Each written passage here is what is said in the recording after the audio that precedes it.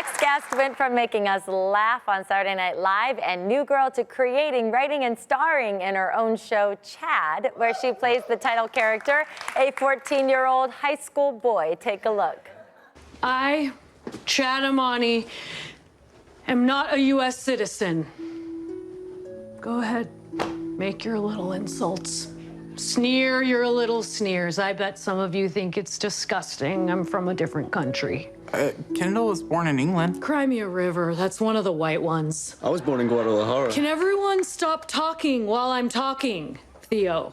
Please. The point is, it actually makes me pretty damn American to not be from America.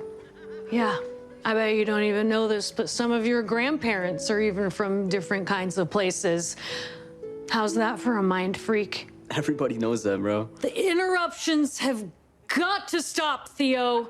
We cannot just be the two brown kids going at each other. Please welcome Nasim Pedrad.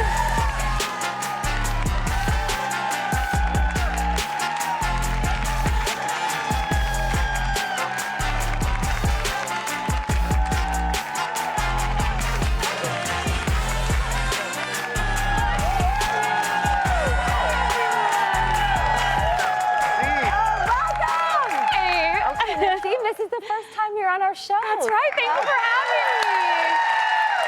me. Colorful audience. Huge congratulations. Your show, Chad, has just started its second season. Yes. Now, this is a very unique concept. How did you come up with this? Very weird. Yeah, well, you know, I was born in Iran. I'm Iranian. And when I was growing up, there wasn't a lot of Middle Eastern representation in film and TV, and the representation we did have a lot of times was a little disparaging, and so I knew I wanted to write a show centered around a Persian-American family. And then when I was trying to figure out what character I would play, I weirdly landed on an unhinged 14-year-old boy. Yeah. As you do. Yeah. You write the show, you star in the show, you produce the show, you show up to work as Chad. That's right. Tell me what it's like being the boss as Chad. Well, you know, we have long days and Chad is in every scene. So sometimes, you know, whether I'm giving notes to another actor or in like a safety protocol meeting, I was always dressed as Chad, which was often jarring to people.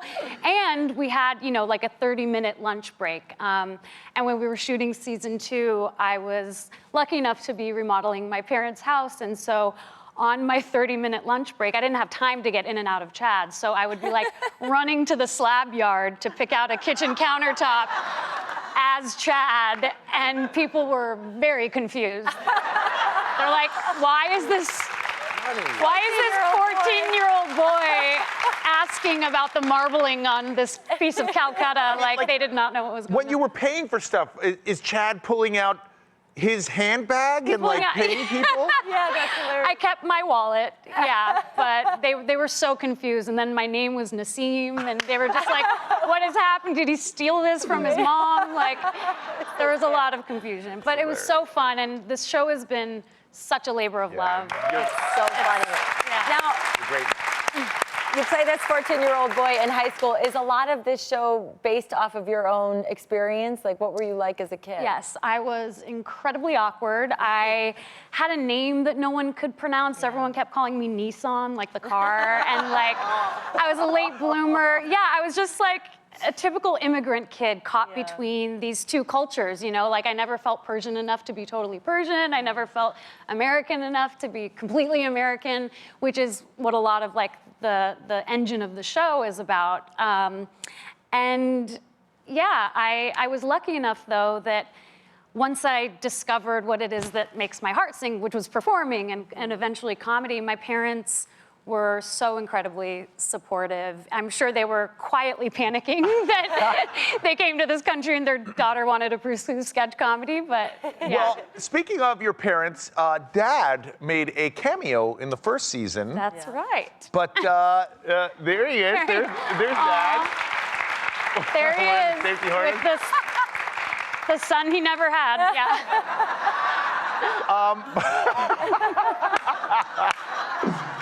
But It's so funny for me to see that because this man literally like escaped a war and a revolution, and now he's like a series regular on a sitcom. He had to join SAG. The American dream. The American dream. There were times during the writers and actors strike where I would try to hang out with him, and he's like, "I can't. I'm picketing today. Like, I'll see you later."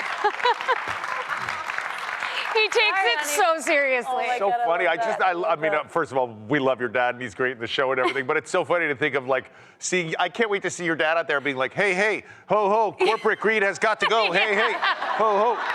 Totally. He's like this close to getting a publicist, and I'll just lose him entirely to the industry.